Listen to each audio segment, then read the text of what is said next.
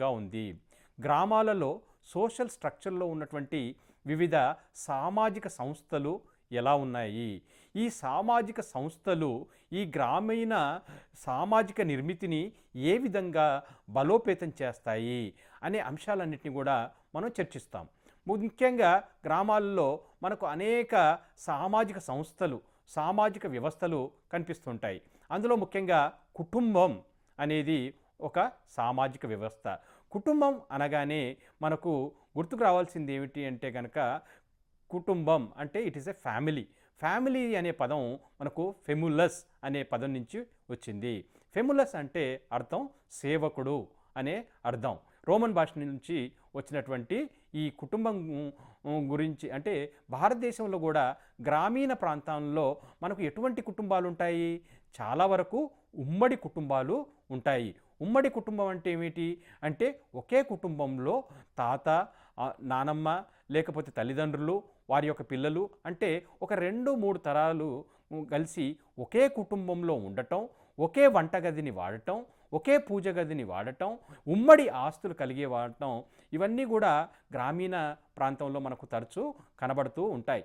అంటే ఈ కుటుంబాలు అన్నీ కలిస్తే కనుక ఒక సమూహంగా ఏర్పడతాయి. కాబట్టి గ్రామీణ ప్రాంతంలో సామాజిక సంస్థలలో ఒక సంస్థ ఏమిటి అంటే కుటుంబం.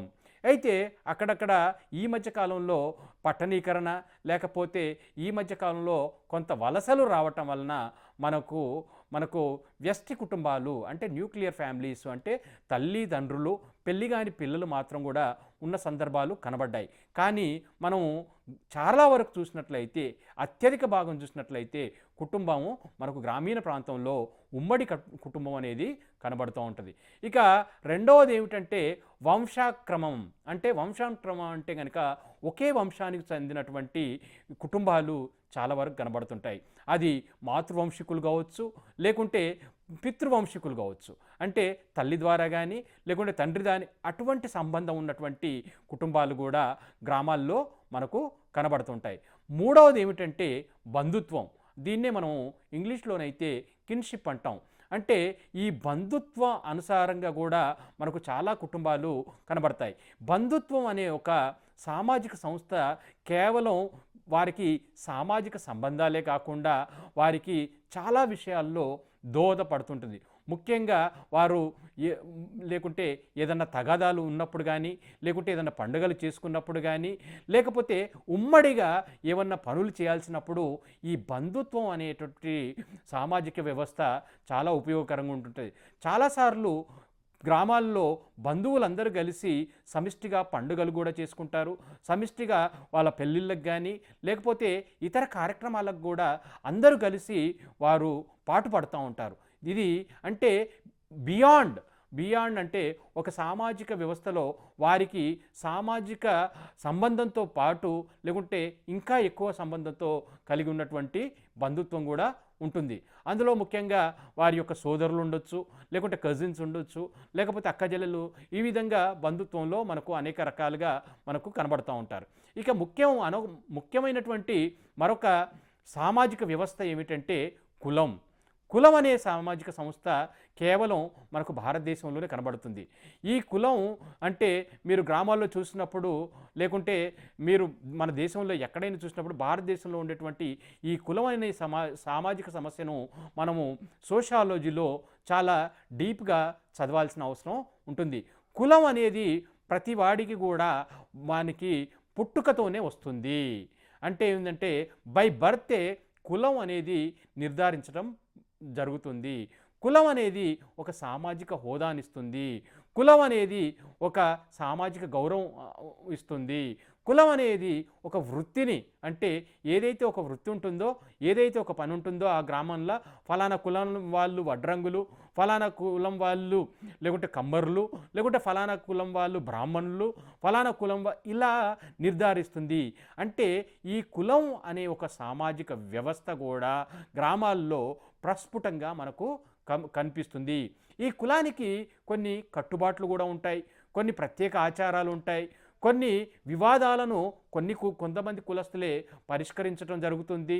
కొన్ని వివాహాలపై ముఖ్యంగా ఏ కులం వారు ఆ కులం వారిని వివాహం చేసుకోవాలి అనేటువంటి ఆంక్షలు కూడా ఉంటాయి. ఇంకొకటి ఏమిటంటే సపిండ సగోత్ర అనేటువంటి సామాజిక కట్టుబాట్లు కూడా ఉంటాయి. అంటే ఆ కులంలో ఉన్నట్లయితే కనుక తండ్రి వైపునైతే 5 తరాల వరకు, తల్లి వైపునైతే 3 తరాల వరకు అందులో వారు వివాహాలు చేసుకోకూడదు. అంటే కొన్ని కులాలకు వారికి ప్రాంతాల వారీగా, కులం వారీగా కొన్ని కట్టుబాట్లు ఉంటాయనే విషయాన్ని మనం తెలుసుకోవాలి. అంతేకాకుండా కొన్ని కులాల్లో కొన్ని ఆహారపు అలవాట్లు ఉంటాయి. అంటే కొంతమంది నాన్ వెజిటేరియన్ తింటారు, కొంతమంది వెజిటేరియన్ తింటారు, కొంతమంది వారి భోజన అలవాట్లలో కూడా మార్పు ఉంటుంది. ఇది కూడా ముఖ్యంగా కులం అనే సామాజిక వ్యవస్థే వారికి నేర్పించడం జరుగుద్ది. ఇక మరొక విషయం ఏంటంటే జాజ్మనీ వ్యవస్థ అంటాం.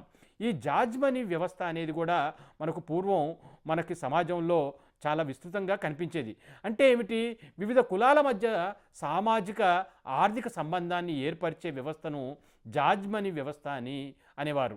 ఈ జాజ్మనీ వ్యవస్థలో కొన్ని కులాలు పోషకులుగా ఉంటారు, మరికొన్ని కులాలు సేవకులుగా ఉంటారు. మరి ఈ పోషకులుగా ఉండే కులాలు ఏమిటి ముఖ్యంగా అంటే రెడ్లు, కమ్మ కులానికి చెందిన వాళ్ళు, ఇలాంటి వాళ్ళందరూ కూడా పోషకులుగా ఉండేవారు. మరి మిగతా సేవ చేసేవాళ్ళు అంటే ముఖ్యంగా చాకలి వాళ్ళు, మంగళ వాళ్ళు, కమ్మరివారు, కుమ్మరివారు, లేకుంటే వడ్రంగులు, ఇలాంటి కులాలందరూ కూడా మిగతా కులాలకి సేవకులుగా ఉండేవాళ్ళు. కాబట్టి ఈ జాజ్మనీ వ్యవస్థ అనేది కూడా మనం తెలుసుకోవాలి. గ్రామీణ ప్రాంతంలో మతం అనేది కూడా ఉంటుంది.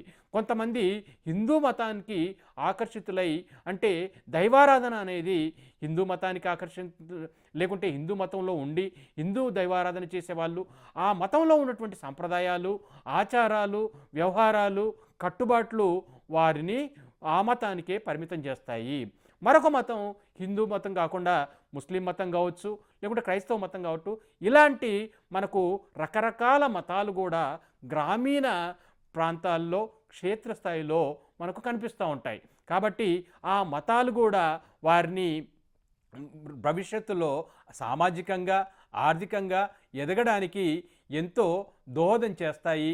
ఒక సామాజిక నిర్మితిలో ఎక్కువ భాగాల్లో వాళ్ళని ముందుకు రావడానికి దోహదపడతాయని మనం తెలుసుకోవాలి. ఇక మరొక విషయం ఏమిటంటే ఆర్థిక విధానం. ఆర్థిక విధానం ఏ విధంగా ఆర్థిక విధానం ఉంటుంది అంటే ముఖ్యంగా గ్రామాల్లో చూసినట్లయితే వ్యవసాయం అనేది వారికి ఇక గ్రామాల్లో చూసినట్లయితే ఆర్థిక విధానం ఏ విధంగా ఉంటుందని మనం చూడాలి. వ్యవసాయం అనేది దాదాపు చాలామందికి గ్రామస్తులకు అదే ఉపాధి. కాబట్టి వ్యవసాయంతో, వ్యవసాయ ఉత్పత్తులతోటి వచ్చేటటువంటి డబ్బుతోటే వాళ్ళ జీవనం కొనసాగుతుంది. అంతేవిధంగా ఇంకా భూస్వాములు అంటే ల్యాండ్ లార్డ్స్ అంటాం. అంటే గ్రామీణ నేపథ్యంలో కొంతమందికి 100 ఎకరాల భూములు ఉన్నటువంటి సందర్భాలు ఉన్నాయి. వారందరినీ మనం ఏమంటామంటే భూస్వాములు అంటాం. ఈ భూస్వాములందరూ కూడా తమ భూమిని వ్యవసాయం ఇతర కూలీలతో పనిచేయించుకుంటూ వారి యొక్క భూమిని వారు నిరంతరం నిలుపుకుంటూ ఉంటారు. మరొక వర్గం మనకు కనిపించేది ఏమిటంటే కౌలుదారులు.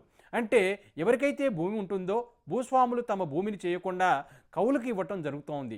కౌలుకి ఇవ్వటం వల్ల భూమి లేని నిరుపేదలు ఆ భూమిని కౌలుకు తీసుకొని వారు వ్యవసాయం చేయించడం జరుగుతుంది. ఇక మరొకటి ఏంటంటే అటు భూస్వాములు కాని వాళ్ళు, ఇటు కౌలు చేయలేని వాళ్ళు వ్యవసాయ కూలీలుగా ఉంటారు. అంటే వారి దినచర్యలో దినదినం కూలీగా వెళ్ళి వ్యవసాయ పనులు చేసుకొని వాళ్ళ జీవనాన్ని గడిపేవారు కూడా ఉంటారు. ఇక వీరే కాకుండా మరొక వర్గం ఉంటారు. వారిని మనం ఏమంటామంటే చేతి వృత్తుల వారు అంటాం.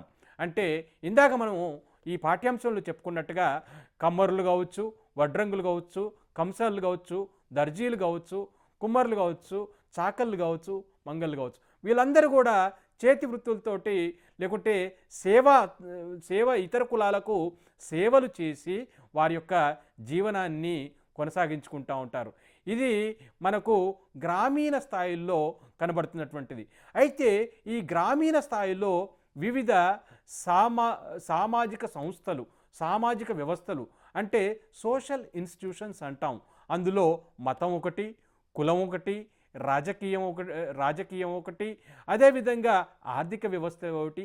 ఈ వ్యవస్థలన్నీ పరస్పరం ఒకటికి ఇంకొక దానికి ఇచ్చిపుచ్చుకుంటూ, లేకుంటే ఆ వ్యవస్థలు కూడా తనంతట తాను బలపడుతూ, ముఖ్యంగా గ్రామీణ నిర్మితిని అంటే ఈ వ్యవసాయ సామాజిక నిర్మితిని బలోపేతం నిరంతరం చేస్తుంటాయి. Thank you.